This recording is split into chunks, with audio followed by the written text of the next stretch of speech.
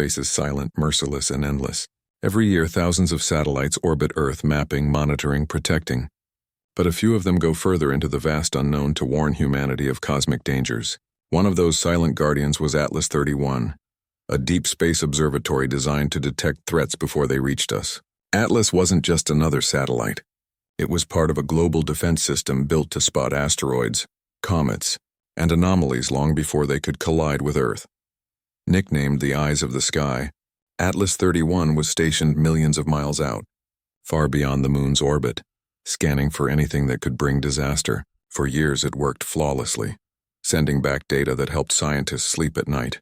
Every flicker of light, every shadow crossing the stars, it watched until suddenly it didn't. 2 weeks ago, Atlas 31 sent its final transmission. At first it seemed like a routine data packet. Coordinates, images, radiation levels. But then came something else. Strange distortions, unexplained frequencies, and at the bottom of the feed, a chilling string of numbers. A countdown. NASA initially classified it as a glitch, but within hours observatories around the world confirmed Atlas 31 had gone offline, dead. Its last message was not noise, it was a warning. The raw transmission was unlike anything ever recorded. Instead of the usual stream of data, Atlas 31's signal carried an eerie pulse, an artificial rhythm not natural. Buried within, hidden in binary code, was something no one expected. A repeating sequence pointing directly at Earth. Scientists tried to remain calm, but behind closed doors, panic spread. Why would Atlas 31 die at the exact moment it detected something heading toward us?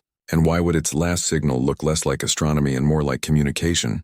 The official story was silence. NASA and ESA refused to comment, but insiders began to leak whispers. Atlas had detected something approaching. Not a comet, not an asteroid, something different. And if the data was correct, it was moving fast. Within days, teams across the globe raced to crack the final transmission. The first step was breaking down the distorted numbers, and what they found sent chills through every room it was shown in. The sequence contained 3 elements. 1, a map of our solar system. 2, a trajectory entering from deep space bypassing the outer planets. 3, a countdown set to days, not years. But here's the terrifying part. The trajectory wasn't random. It was aimed with precision, ending directly at Earth's orbital path. This wasn't just an asteroid drifting by. It was as if something had chosen a path that intersected with our world. Even stranger, the countdown didn't match impact times. Instead, it aligned with a specific date, the end of the month. A date Atlas itself had calculated with eerie accuracy, and then came the audio. Hidden within the carrier wave of Atlas 31's transmission was a faint hum far below human hearing at first. When amplified, it became a chilling mechanical drone, like a machine struggling to speak. Analysts ran it through frequency filters and patterns emerged. The hum wasn't random. It was structured. It carried ratios of pi, golden mean spirals, and other mathematical constants, the universal language of intelligence. Something out there had used Atlas to deliver a message. The implications shook the scientific community. If true, Atlas 31's death was no accident. It had been hijacked. Governments scrambled. Secret defense meetings were held. Military satellites were repositioned. But ordinary people began to notice something too.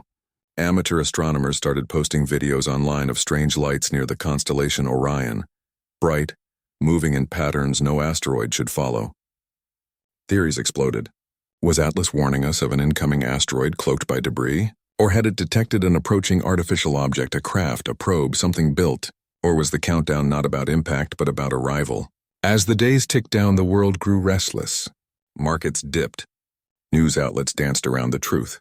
But Mikioaku, Neil deGrasse Tyson, and even former NASA officials hinted at it. We are not prepared for what Atlas warned us about. The transmission wasn't just numbers. It was a signal of intent. And the clock was running out. The countdown reached its final 24 hours, and the world held its breath.